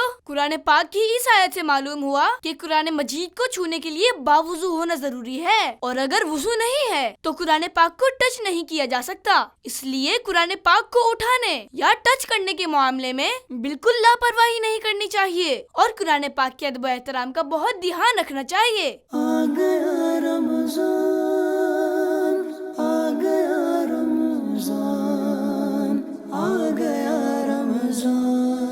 پیارے بچوں، ہمارے پیارے نبی حضرت محمد مصطفیٰ صلی اللہ علیہ وآلہ وسلم اس دنیا میں سب سے عظیم اور بے مثال انسان ہیں، اور اللہ پاک نے آپ صلی اللہ علیہ وآلہ وسلم کو یہ بلند رتبہ عطا فرمایا ہے کہ آپ صلی اللہ علیہ وآلہ وسلم اللہ پاک کے سب سے پسندیدہ نبی ہیں۔ اللہ پاک جتنی زیادہ محبت پیارے نبی صلی اللہ علیہ وآلہ وسلم سے فرماتا ہے، اتنی محبت کسی اور سے نہیں فرماتا۔ اللہ پاک کے نزدیک آخری نبی حضرت محمد صلی اللہ علیہ وآلہ وسلم کا کیا مقام اور مرتبہ ہے؟ آئیے آیت درود سے سمجھنے کی کوشش کرتے ہیں۔ پیارے بچوں، اللہ پاک نے قرآن کریم میں اپنے بندوں کو مختلف کاموں کے احکامات ارشاد فرمائے ہیں، جیسے نماز پڑھنے کا حکم دیا، روزہ رکھنے کا حکم دیا، حج کرنے کا حکم دیا، مگر کسی مقام پر بھی یہ نہیں فرمایا کہ ہم اور ہمارے فرشتے بھی یہ کام کرتے ہیں، تو اے مسلمانوں تم بھی کرو۔ لیکن رسول کریم صلی اللہ علیہ وآلہ وسلم پر درود و سلام بھیجنا ایک ایسا مبارک عمل ہے کہ جس کے بارے میں اللہ پاک سورہ احزاب کی آیت نمبر 56 میں ارشاد فرماتا ہے، ان اللہ وملائکتہ یصلون علی النبی یا ایھا الذین آمنوا صلوا علیہ وسلموا تسلیما، یعنی اللہ اور اس کے فرشتے نبی پر درود بھیجتے ہیں۔ اے ایمان والو، ان پر درود اور خوب سلام بھیجو۔ قرآن کریم کی اس آیت میں بتایا گیا کہ اللہ پاک اپنے حبیب صلی اللہ علیہ وآلہ وسلم پر رحمت نازل فرماتا ہے، اور فرشتے بھی آپ صلی اللہ علیہ وآلہ وسلم کے لیے رحمت کی دعا کرتے ہیں۔ تو اے مسلمانوں، تم بھی آپ صلی اللہ علیہ وآلہ وسلم پر درود و سلام بھیجو، یعنی رحمت و سلامتی کی دعائیں کرو۔ پیارے بچوں، اس آیت سے معلوم ہوا کہ اللہ پاک کے نزدیک ہمارے پیارے نبی صلی اللہ علیہ وآلہ وسلم کی عزت اور عظمت بہت زیادہ ہے، اس لیے ہمارے دل میں آپ صلی اللہ علیہ وآلہ وسلم کی بہت زیادہ رسپیکٹ ہونی چاہیے۔ اس کے علاوہ اس آیت مبارکہ میں ہم مسلمانوں کو درود و سلام پڑھنے کا کہا جا رہا ہے، اس لیے ہمیں درود و سلام پڑھنے کی عادت بنانی چاہیے۔ مصطفیٰ جان رحمت پہ لاکھوں سلام، شمع بزم ہدایت پہ لاکھوں سلام، کعبے کے بدر و دجا تم پہ کروڑوں درود، طیبہ کی شمس الضحیٰ تم پہ کروڑوں درود۔ آ گیا رمضان، آ گیا رمضان، آ گیا رمضان۔ پیارے بچوں، جب ہمارے پاس کوئی نئی چیز آتی ہے تو وہ ہمیں اچھی لگتی ہے، جیسے ہمارے نئے ٹوائز، ہمارے نئے کپڑے۔ اسی طرح جب ہم نیکسٹ کلاس میں جاتے ہیں تو ہمارے پیرنٹس ہمیں نیا بیگ دلاتے ہیں، نیا سلیبس لے کر دیتے ہیں۔ پیارے بچوں، یہ چیزیں ہمیں شروع میں اچھی لگتی ہیں، مگر وقت گزرنے کے ساتھ آہستہ آہستہ ان چیزوں کی ویلیو کم ہونا شروع ہو جاتی ہے، یہاں تک کہ ایک وقت ایسا آتا ہے کہ وہ چیزیں ہمارے لیے یوز لیس ہو جاتی ہیں، پھر ہم ان چیزوں کو ڈسکارڈ کر دیتے ہیں یا پھر کسی اور کو دے دیتے ہیں۔ مگر پیارے بچوں، ہمارے پاس ایک ایسی چیز بھی ہے جسے 1400 100 ایئرز سے بھی زیادہ کا عرصہ گزر چکا ہے، مگر آج تک اس چیز کی ویلیو بالکل بھی کم نہیں ہوئی ہے، بلکہ گزرتے وقت کے ساتھ اس کی اہمیت میں اور اضافہ ہی ہوتا جا رہا ہے، اور وہ ہے ہمارے پیارے نبی، آخری نبی حضرت محمد صلی اللہ علیہ وآلہ وسلم پر نازل ہونے والی کتاب قرآن مجید، جو ہدایت کی کتاب ہے اور اللہ پاک کا کلام ہے۔ پیارے بچوں، قرآن مجید کی ایک بہت ہی خاص بات یہ ہے کہ اتنے لمبے عرصے سے یہ ہمارے پاس موجود ہے، مگر آج تک قرآن پاک میں کسی بھی قسم کی کوئی تبدیلی نہیں ہوئی ہے، اور یہ کوئی معمولی بات نہیں ہے۔ قرآن پاک میں ایک حرف، ایک زبر، یہاں تک کہ ایک نقطے کی بھی تبدیلی نہ کبھی ہوئی ہے اور نہ کبھی ہو سکے گی، کیونکہ قرآن پاک کو جو خصوصیت حاصل ہے وہ دنیا کی کسی اور کتاب کو حاصل نہیں ہے، اور وہ خصوصیت یہ ہے کہ اللہ پاک نے قرآن پاک کی حفاظت کا ذمہ خود لے لیا ہے، جیسا کہ پارہ 14 سورہ ہجر کی آیت نمبر 9 میں اللہ پاک ارشاد فرماتا ہے، اِنَّا نَحْنُ نَزَّلْنَا الذِّكْرَ وَإِنَّا لَهُ لَحَافِظُونَ، جس کا ترجمہ ہے بے شک ہم نے اس قرآن کو نازل کیا ہے اور بے شک ہم خود اس کی حفاظت کرنے والے ہیں۔ پیارے بچوں، اس آیت سے معلوم ہوا کہ قرآن پاک میں کسی قسم کی تبدیلی، کمی یا زیادتی نہ کبھی ہوئی ہے اور نہ کبھی ہوگی، کیونکہ اللہ پاک خود قرآن پاک کی حفاظت فرمانے والا ہے۔ اسی طرح قرآن پاک کی کسی ایک آیت کی طرح دوسری آیت بنانا بھی ممکن نہیں۔ قرآن کریم جیسا آپ صلی اللہ علیہ وآلہ وسلم پر نازل ہوا، آج بھی بالکل اسی حالت میں موجود ہے اور انشاءاللہ اسی طرح محفوظ رہے گا۔ آ گیا رمضان، آ گیا رمضان، آ گیا رمضان۔ پیارے بچوں، بہت پہلے کی بات ہے کہ بنی اسرائیل نے اپنے نبی حضرت شمویل علیہ السلام سے ریکویسٹ کی کہ کسی کو ہمارا بادشاہ بنا دیں۔ حضرت شمویل علیہ السلام نے اللہ پاک کے حکم سے طالوت کو بادشاہ بنا دیا۔ بنی اسرائیل نے طالوت کی بادشاہت پر نشانی مانگی تو آپ علیہ السلام نے فرمایا کہ طالوت کی بادشاہی کی نشانی یہ ہے کہ تمہارے پاس تمہارا وہ مشہور و معروف بابرکت تابوت آ جائے گا جس سے تمہیں تذکیر ملتی تھی، اور جس میں حضرت موسیٰ علیہ السلام اور حضرت ہارون علیہ السلام کی تبرکات تھے۔ پیارے بچوں، یہ تابوت سکینہ بہت احترام والا تابوت تھا، کیونکہ اس میں انبیاء کرام علیہ السلام کے تبرکات تھے۔ اس تابوت میں توریت کی تختیوں کے ٹکڑے بھی تھے، اور حضرت موسیٰ علیہ السلام کا عصا، آپ کے کپڑے اور نالین شریفین اور حضرت ہارون علیہ السلام کا امامہ اور عصا اس میں موجود تھے۔ حضرت موسیٰ علیہ السلام کے بعد یہ تابوت بنی اسرائیل میں چلتا آیا۔ جب انہیں کوئی مشکل پیش آتی تو اس تابوت کو سامنے رکھ کر دعائیں کرتے اور کامیاب ہوتے، دشمنوں کے مقابلے میں اس کی برکت سے فتح پاتے۔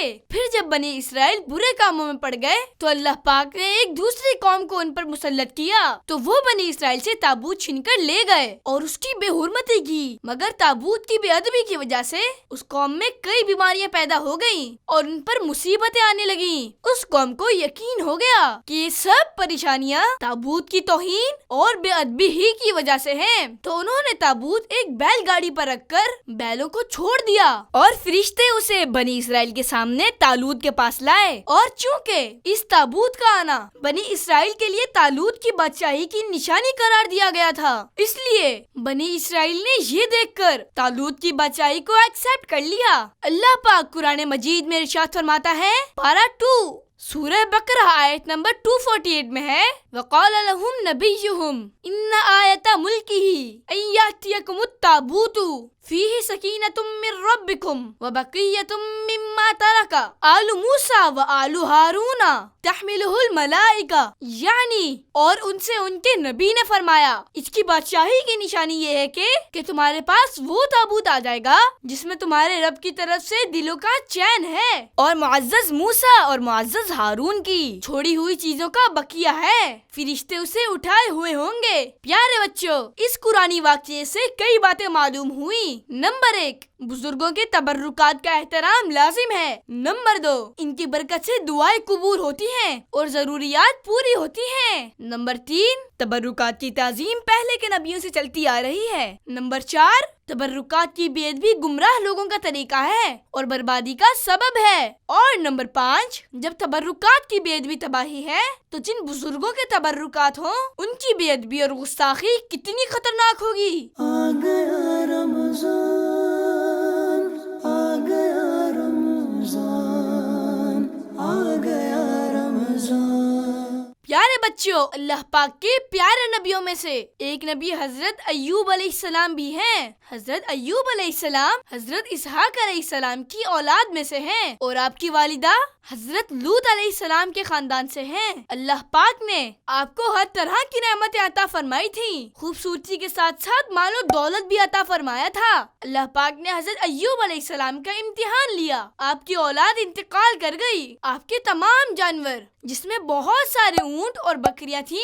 वो भी सब मर गए। तमाम खेतियां और बागात बर्बाद हो गए और कुछ भी बाकी ना रहा। और प्यारे बच्चों, हजरत अय्यूब अलैहिस्सलाम को इन चीजों के तबाह बर्बाद और जाया होने के बारे में बताया जाता तो आप अल्लाह पाक की हम्द यानी तारीफ करते और फरमाते, मेरा क्या है, जिसका था उसने लिया। जब तक उसने मुझे दे रखा था मेरे पास था, जब उसने चाहा ले लिया। उसका शुक्र अदा हो ही नहीं सकता और मैं उसकी मर्जी पर राजी हूँ। इसके बाद आप बीमार हो गए और तमाम जिस्म मुबारक में छाले पड़ गए। इस हाल में सब लोगों ने आपको छोड़ दिया, मगर आपकी ज़ौजा मोहतरमा रहमत बिनते इब्राहिम ने साथ ना छोड़ा और वो आपकी खिदमत करती रही। प्यारे बच्चों, हजरत अय्यूब अलैहिस्सलाम की ये सूरत हाल कई साल रही। आप अलैहिस्सलाम ने अल्लाह पाक से दुआ की, ऐ मेरे रब, बेशक मुझे तकलीफ पहुंची है और तू सब रहम करने वालों से बढ़कर रहम करने वाला है। हजरत अय्यूब अलैहिस्सलाम की ये दुआ कबूल हुई और आपसे तकलीफ दूर हुई। अल्लाह पाक ने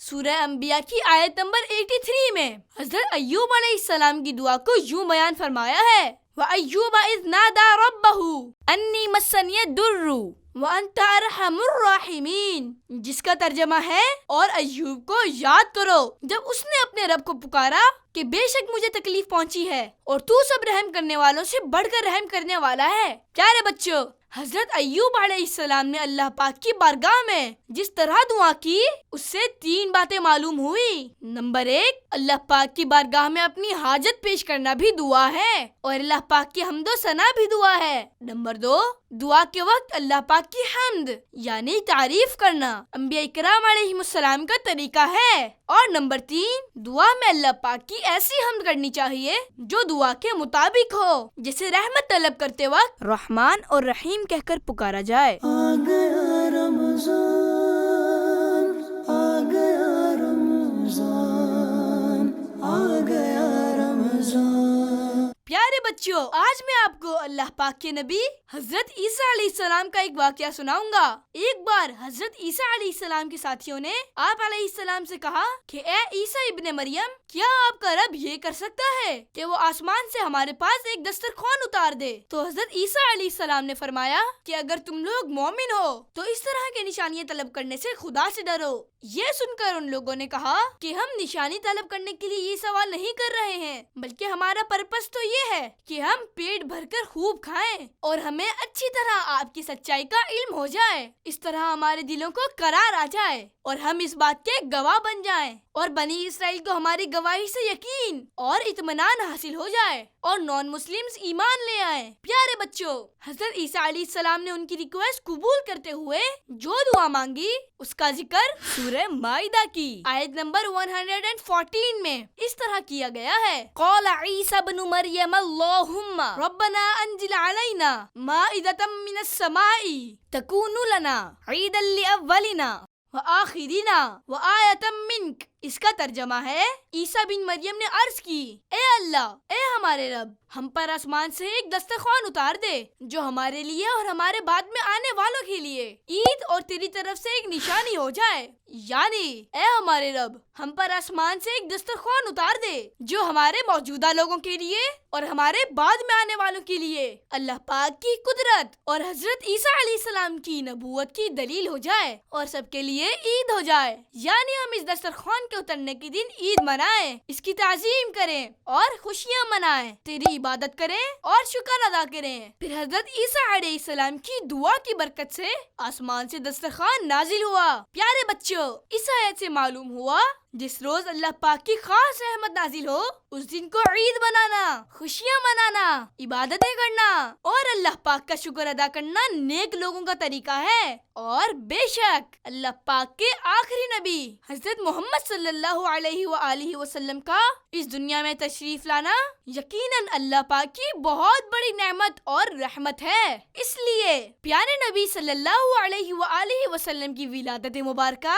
यानी पैदाइश के दिन ईद मनाना और मिलाद शरीफ पढ़कर अल्लाह पाक का शुक्र अदा करना और खुशी का इजहार करना बहुत अच्छा अमल और नेक लोगों का तरीका है। आ गया रमजान, आ गया रमजान, आ गया रमजान। प्यारे बच्चों, हमारा प्यारा दीन इस्लाम बुरे और गुनाहों वाले कामों से दूर रहने की तालीम देता है। जैसे झूठ ना बोलें, किसी को तकलीफ ना दें, किसी का मजाक ना उड़ाएं, क्योंकि प्यारे बच्चों गुनाहों वाले कामों से अल्लाह पाक नाराज होता है और अल्लाह पाक की नाराजी बंदे के लिए तबाही और बर्बादी है। इसीलिए प्यारे बच्चों मुसलमान गुनाहों वाले कामों से बचते हैं, मगर ये बात जहन में होनी चाहिए कि गुनाह सिर्फ वो ही नहीं है जो हाथ से या जुबान से किया जाए, बल्कि इस्लाम ने जिन चीजों को देखने, जिन बातों के सुनने और जिन बातों का ख्याल दिल में लाने से मना किया है वो भी गुनाहों में शामिल हो सकते हैं। अल्लाह पाक पारा 15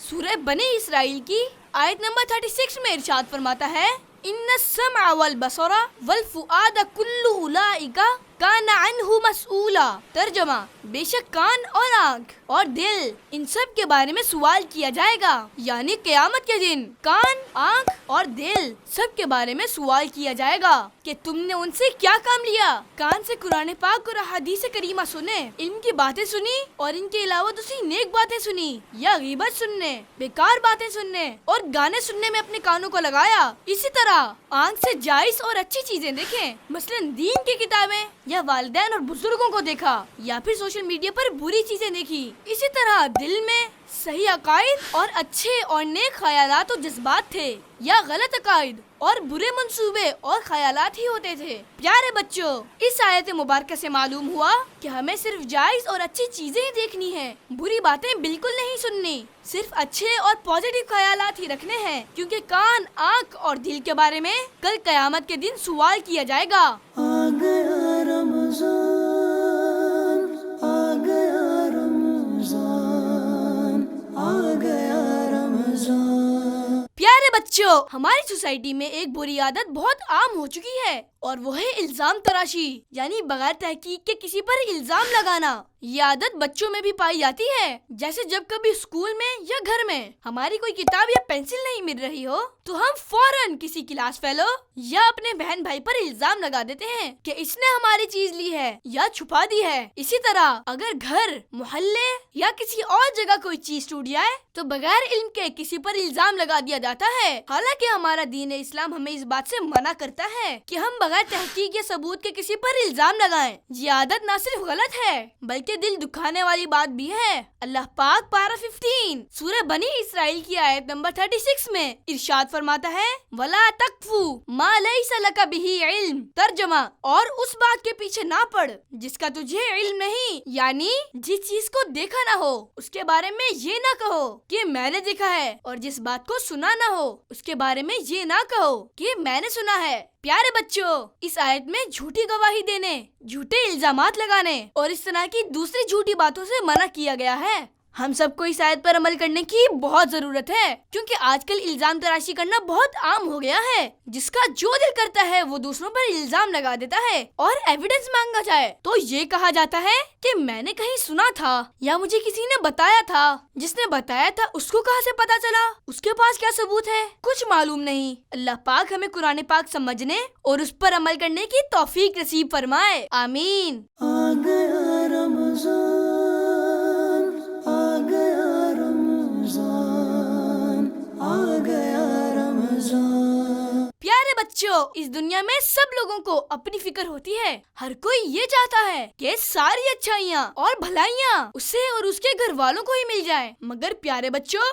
اس دنیا میں ایک ایسی عظیم شخصیت بھی ہیں جنہیں 100 200 1000 2000 لاکھ 2 لاکھ لوگوں کی نہیں بلکہ پوری امت کے لوگوں کی فکر ہے، اور وہ ہے ہمارے پیارے نبی، اللہ پاک کے آخری نبی، مکی مدنی محمد عربی صلی اللہ علیہ وآلہ وسلم، جو اپنی امت کی فکر کرتے ہیں اور ان سے مشقت اور پریشانی کو دور فرماتے ہیں اور امت کے لیے خیر اور بھلائی چاہتے ہیں. اللہ پاک پارہ 11 سورہ توبہ کی آیت نمبر 128 میں پیارے نبی صلی اللہ علیہ وآلہ وسلم کے بارے میں ارشاد فرماتا ہے، لَقَدْ جَاءَكُمْ رَسُولٌ مِّنْ أَنفُسِكُمْ عَزِيزٌ عَلَيْهِ مَا عَنِتُّمْ حَرِيصٌ عَلَيْكُمْ بِالْمُؤْمِنِينَ رَءُوفٌ رَحِيمٌ. یعنی بے شک تمہارے پاس تم میں سے وہ عظیم رسول تشریف لے آئے جن پر تمہارا مشقت میں پڑنا بہت بھاری گزرتا ہے.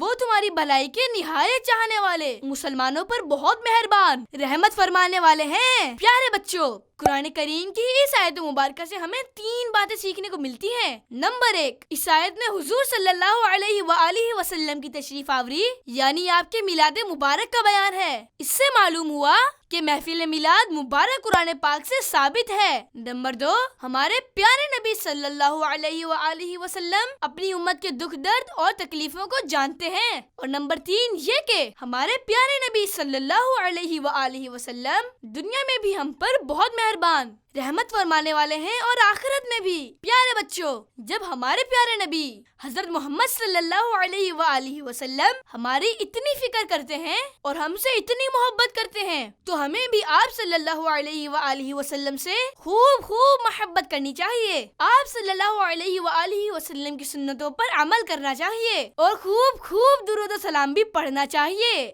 آ گیا رمضان، آ گیا رمضان، آ گیا رمضان. پیارے بچوں، ہمیں زندگی کے بہت سے معاملات میں رہنمائی کی ضرورت ہوتی ہے. جیسے اگر ہم بیمار ہو جائیں تو صحیح ہونے کے لیے ہمیں ڈاکٹر کی رہنمائی چاہیے ہوتی ہے. تعلیمی ڈگری حاصل کرنے کے لیے کسی ایکسپرٹ ایجوکیٹر یعنی ماہر تعلیم کی رہنمائی ضروری ہوتی ہے. اسی طرح اگر ہمیں گھر بنوانا ہو تو آرکیٹیکٹ یعنی معمار اور کانٹریکٹر یعنی ٹھیکیدار کی مدد لیتے ہیں. یعنی جس کام کے لیے ہمیں رہنمائی چاہیے ہو تو ہم اسی شعبے کے ماہر شخص سے مدد لیتے ہیں. پیارے بچوں، ہم مسلمانوں کے لیے سب سے اہم چیز ہمارا دین اسلام ہے اور دین اسلام کی بہت ساری تعلیمات ہیں. اس لیے جب کبھی ہمیں دین کے بارے میں کوئی بات پوچھنی ہو تو پھر ہمیں دین کے ایکسپرٹ یعنی کسی سنی عالم دین یا مفتی صاحب سے رہنمائی حاصل کرنی چاہیے. اللہ پاک پارہ 17 سورہ انبیاء کی آیت نمبر 7 میں ارشاد فرماتا ہے،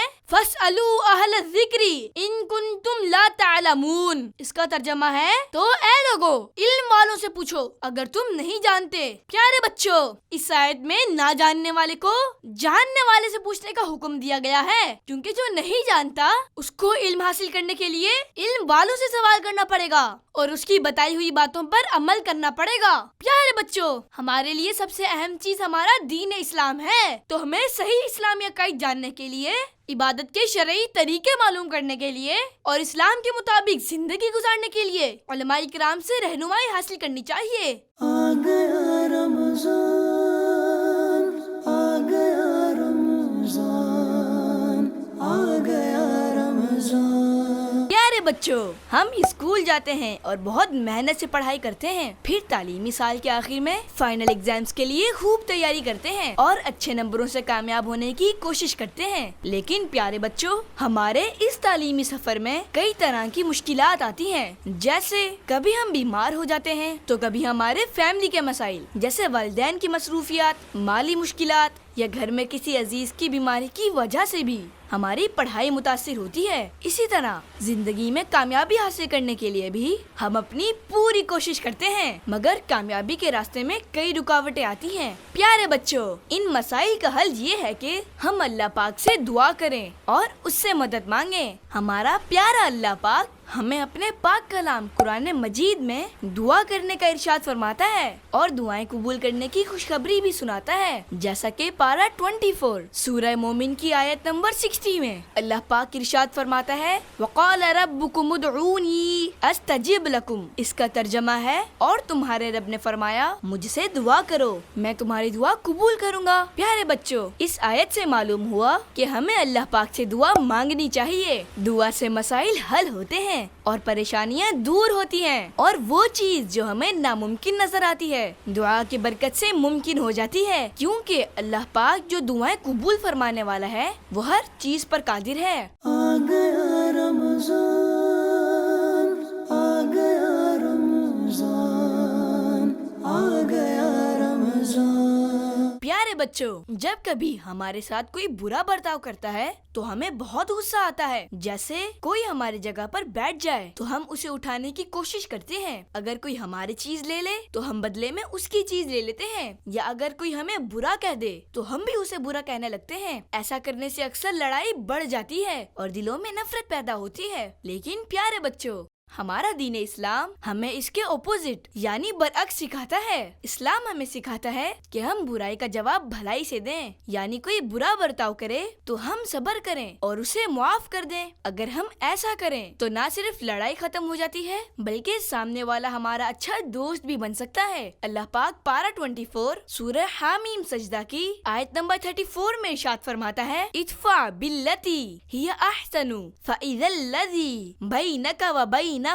عداوۃ کأنہ ولی حمیم۔ ترجمہ یعنی برائی کو بھلائی کے ساتھ دور کر دو تو تمہارے اور جس شخص کے درمیان دشمنی ہوگی وہ اس وقت ایسا ہو جائے گا کہ جیسے وہ گہرا دوست ہے۔ پیارے بچوں، اس آیت مبارکہ میں یہ فرمایا گیا کہ تم برائی کو بھلائی کے ساتھ دور کر دو، جیسے غصے والی صورتحال میں صبر سے کام لو، اسی طرح کوئی برا سلوک کرے تو اسے معاف کر دو، تو اس کا نتیجہ یہ ہوگا کہ دشمن دوستوں کی طرح محبت کرنے لگے گا۔ پیارے بچوں، اس آیت مبارکہ سے ہمیں بہت پیاری بات سیکھنے کو ملی کہ ہم برائی کا جواب بھلائی سے دیں اور کسی سے بھی بدلہ نہ لیں۔ اور پیارے بچوں، اگر ہم سب اس قرآن پاک کی آیت پر عمل کرنے لگیں تو ہماری سوسائٹی میں امن و محبت پھیل جائے گی۔ آ گیا رمضان۔